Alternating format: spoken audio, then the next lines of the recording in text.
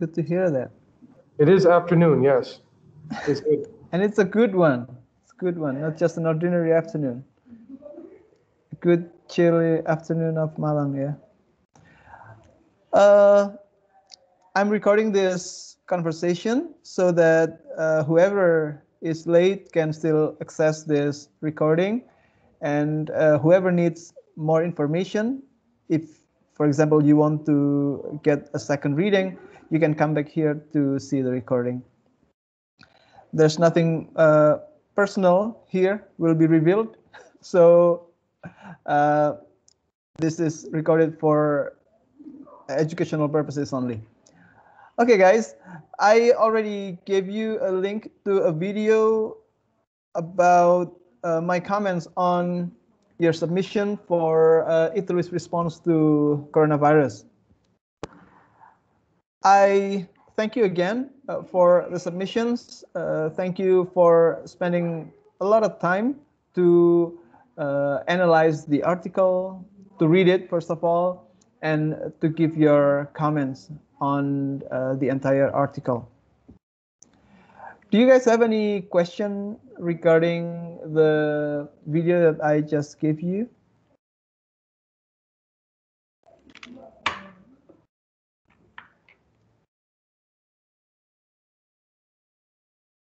I take that as a no, right? If you don't have any question, then I think we can move on to the next part of our class, which is about writing a critical essay that presents the results of your analysis. You have so far tried to analyze a text. At the beginning, you analyzed the strength of an argument for an argumentative essay. And later on, you learned also to identify the types of essay and the argument that each of them proposes. And in the second understanding of argument here, it is not restricted to argumentative essay only. You can find argument or main idea in any type of essay, whether they be exemplification, cause and effect, comparison and contrast, summary, and so on. Basically, any type of essay has an argument to make. And the argument that they make here can be just a straight statement about something, sometimes a description, yeah. And then last week, you guys tried to go deeper into finding the basic assumption of an article. You try to identify what, or you try to infer what the writer might believe in terms of general matters, and also you try to figure out what kind of audience the text is addressed to, and lastly, you also try to, based on all of the other elements of an argument or find out the motive or even the hidden motive of a writer.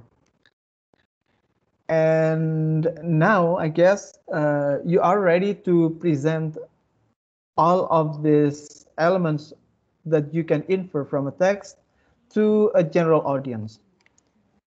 This kind of presentation or delivery of the results is usually called rhetorical analysis. Or if we want to use a lighter term, we can simply call it a critique or a critical essay.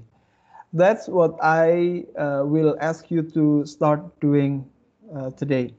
The purpose of us learning this type of essay, critical essay, is for us to be able to present our opinion, the opinion that we make based on an analysis we do on a certain written material.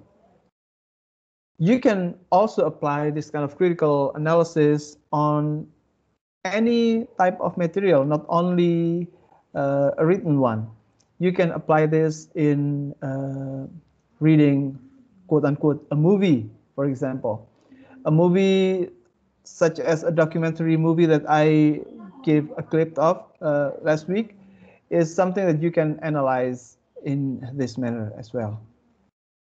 You can also use this to analyze a poster if you think the poster makes some kind of argument, and if the poster is posted someplace that you can identify the audience of. That's another application of this type of critical essay.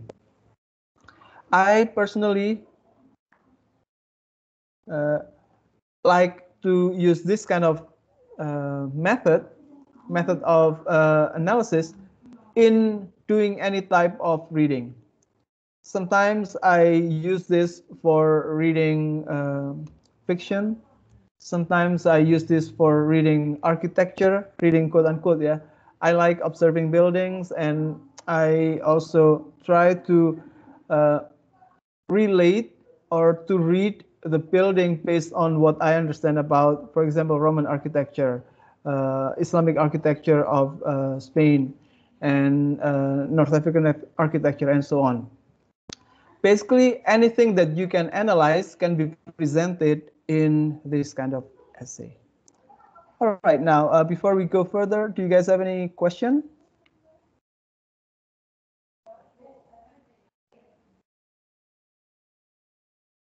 Okay, I take this as a no, right? Now let me share with you what I have prepared. Just 2 pages, just 2 slides. Yeah, as you can see over here, you are going to learn to present the results of your critical analysis. You have done the critical analysis, don't worry. This is now only a matter of presenting it to an audience, your own audience this time. And before we go there, what I would like to remind you is that every writing process has stages. Can anyone please tell me what the stages of a writing process is?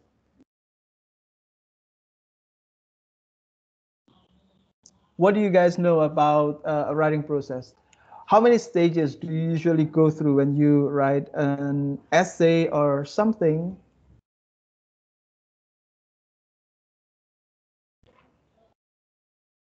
This is not a good time to be quiet, by the way. Are there five or six? Okay, can you tell me some of them or all of them? Is it? I'll just tell you what I know. Theme, title, uh, background, and then what? I don't know. Rumusan masalah, I think. And Oh, then so you're talking about the structure of an essay, right? yeah, that's all I know. Okay, Misi okay. penutup. Yeah.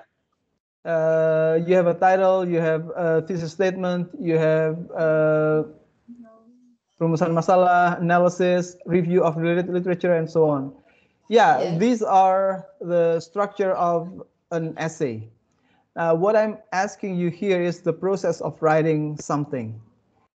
It's a general process. No matter what you write, you will always ideally need to go through these stages.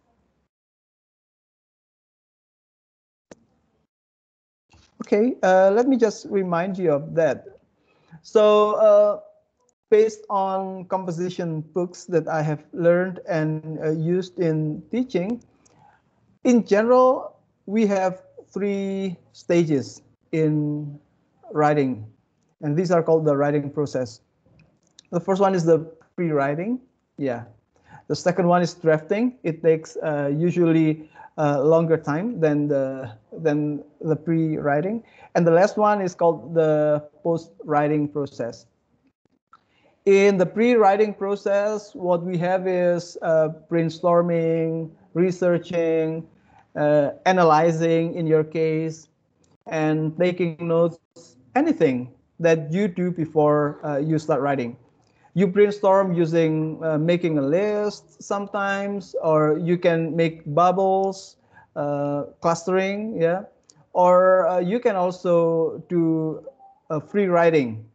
Just write what you have in your head and limit the writing time for maybe 15 minutes. So you tell yourself to write anything that you know about a topic in 15 minutes.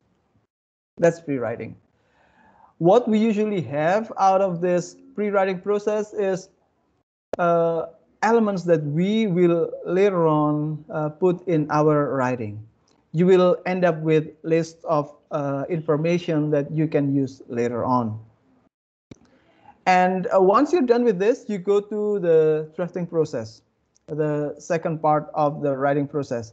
And there, what you will do is you draft. You write a draft based on the information that you have gathered in the pre-writing process. If you make lists during the pre-writing process, then you start writing based on the list. Some people like to make outlines.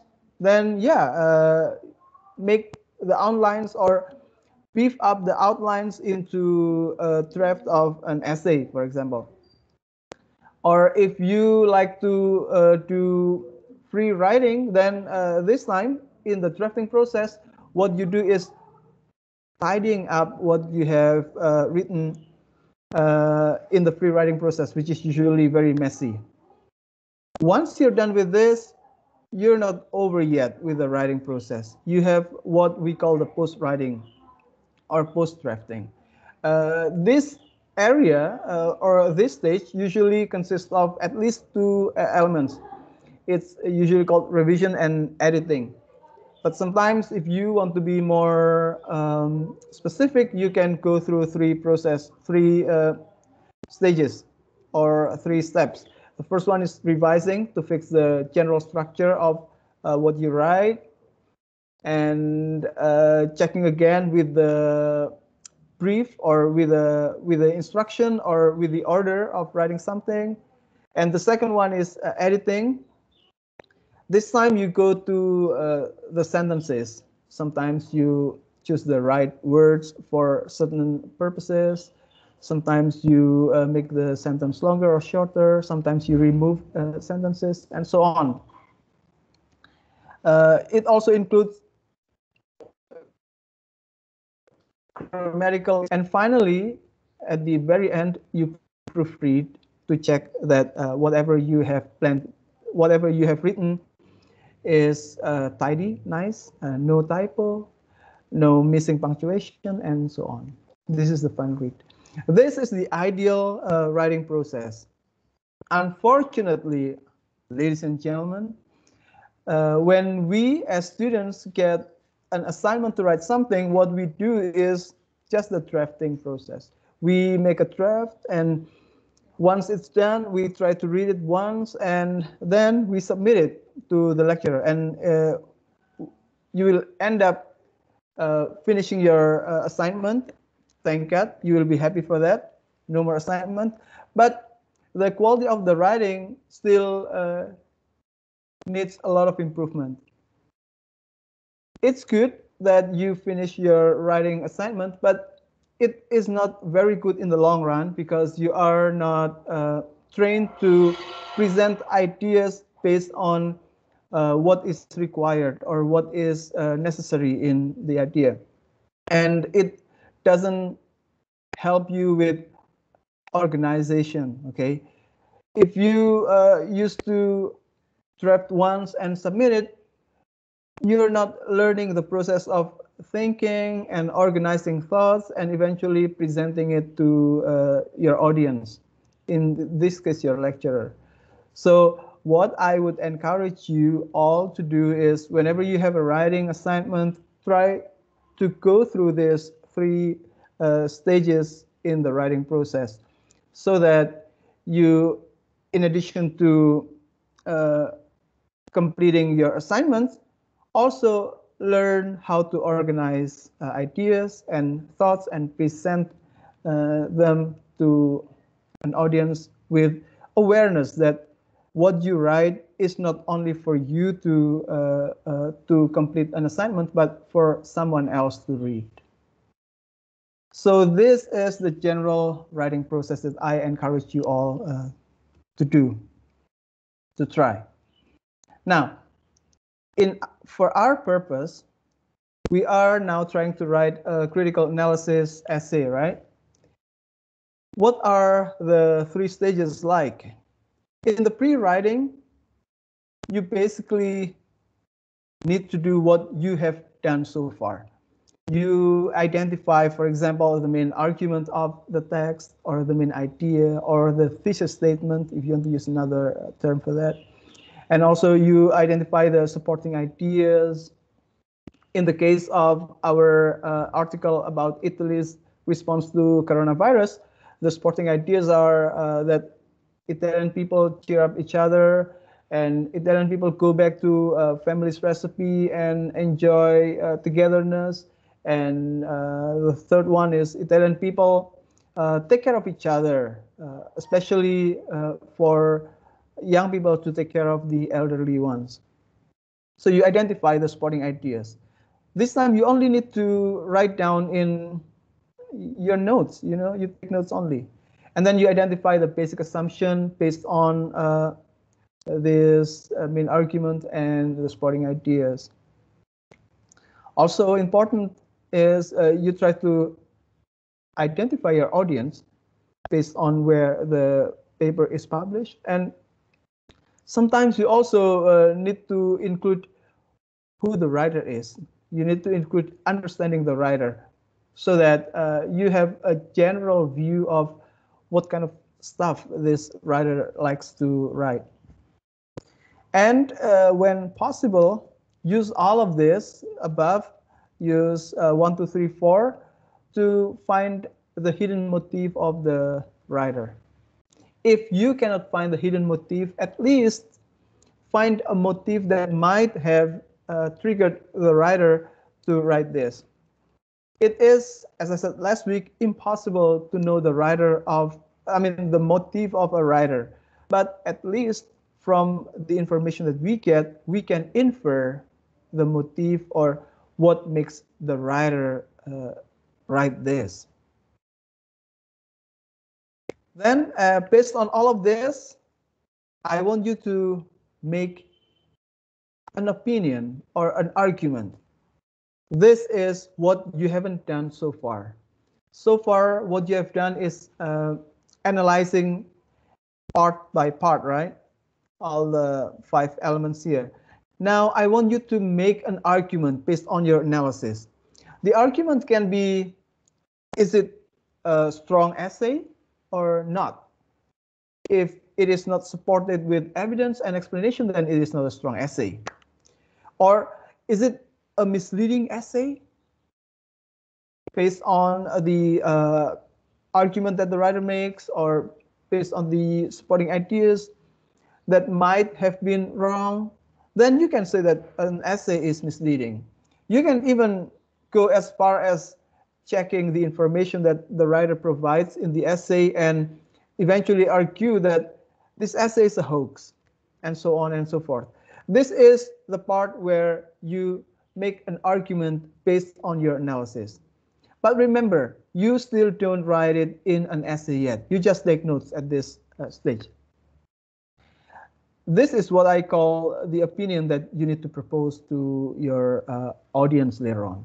Keep this. Make a circle around it and highlight it, or well, call this your finding. This is what you create, or this is based on your own thoughts. Later, after you have these pre-writing results, then you can move on to the drafting process. Now, when it comes to drafting, the order needs to be different. What you need to present first is, you need to present your opinion first. You are now making an argument about something, so propose it up front in the first paragraph.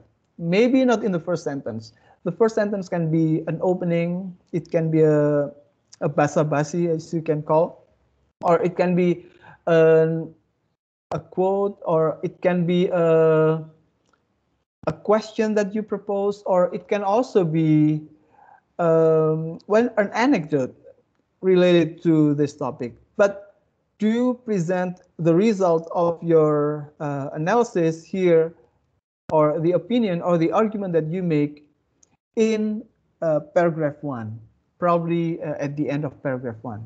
It is important for you to state your argument upfront to the reader. That way, your reader will know what to expect from the essay. The ideal communication, an ideal delivery of communication needs to include, first of all, you say what you want to say, so that the people who is your audience will know what you will be talking about, okay? And the second one is, after saying what you want to say, what you plan to say, then say what you need to say. This is the content of your conversation. And last one is say again what you have said to make sure that the message is delivered. That's an ideal delivery of information. And I want you also to apply that when you write. So at the beginning, you propose your argument based on the pre-writing process that you have done. After that, give a summary of what the text is about. You cannot assume that your audience already knows what you are talking about. So give a brief summary.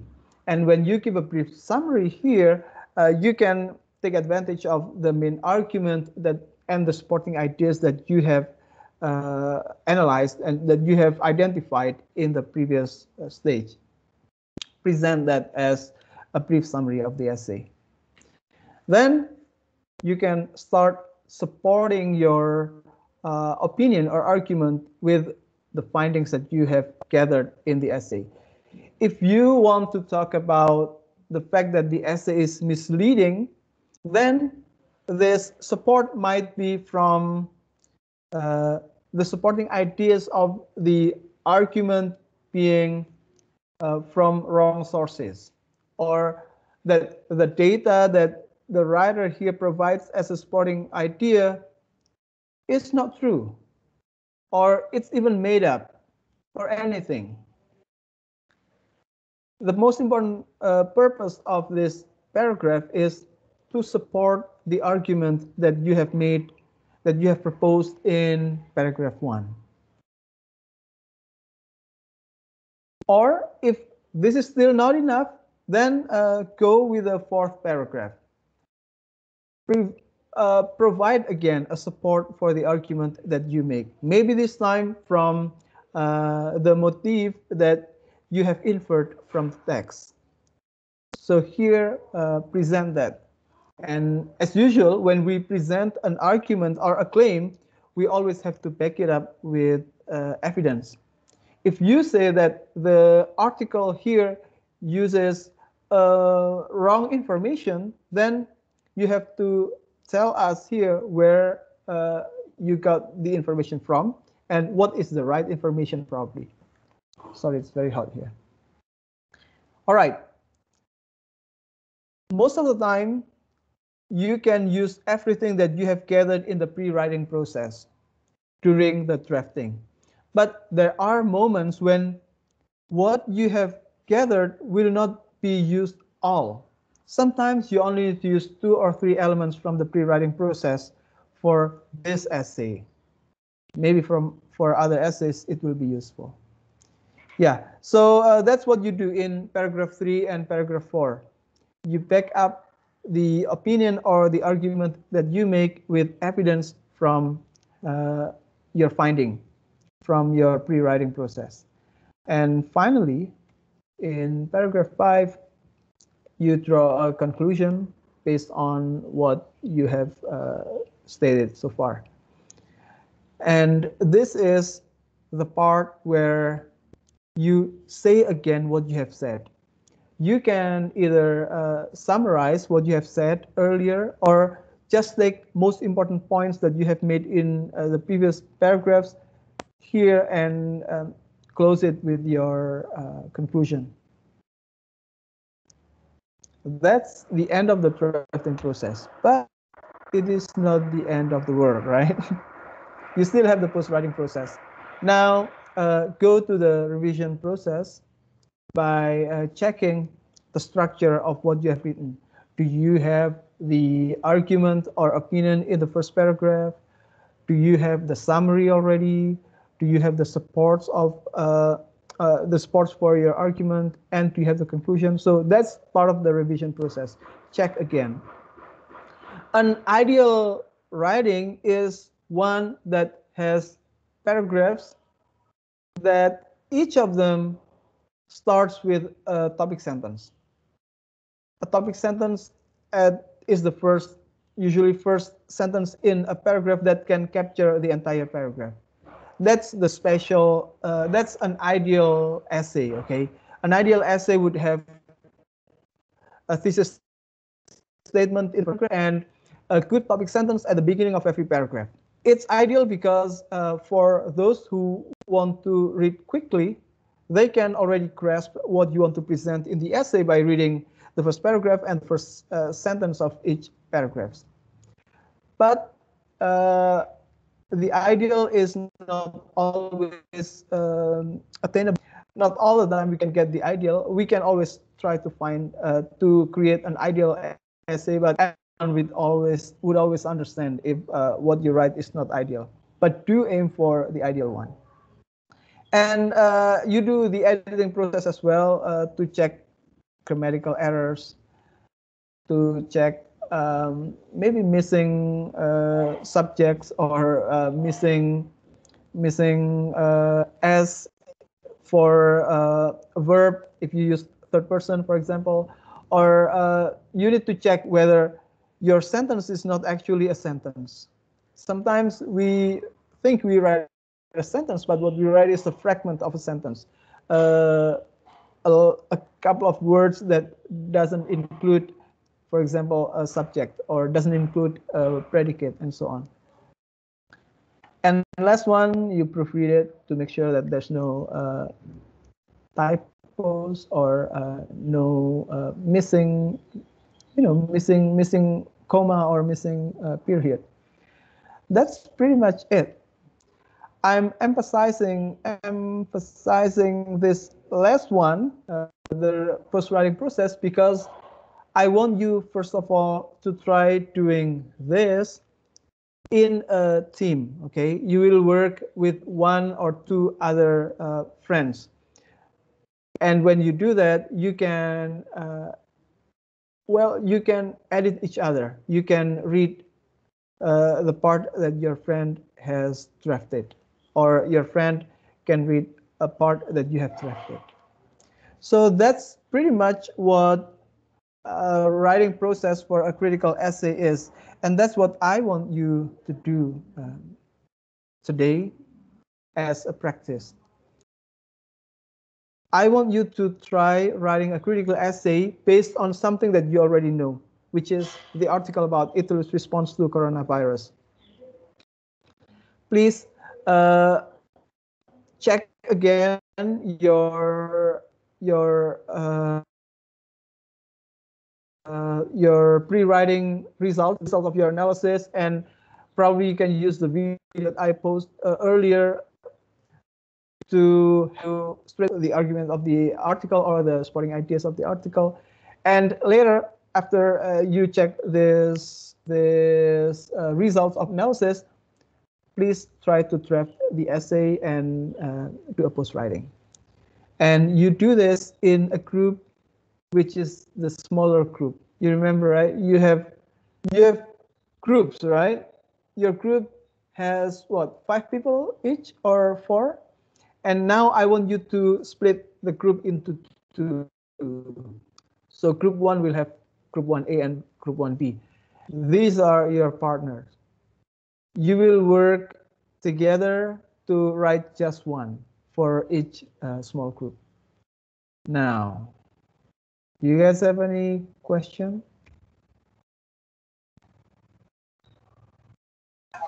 So we're using the same article? Yes. Okay. For now, yeah.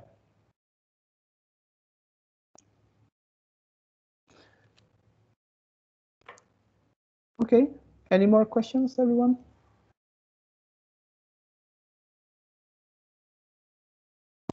Do we have to submit it today? No, you don't have to submit it today. You can submit it by wait.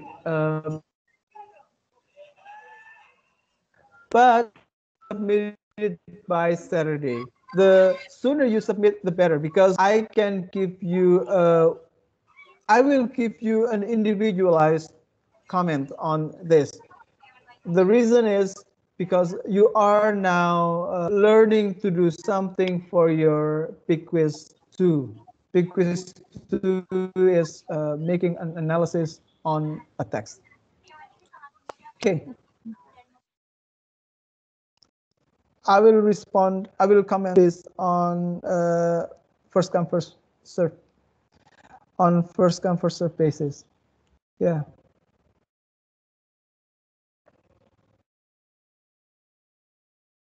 Okay, everyone. Any more questions?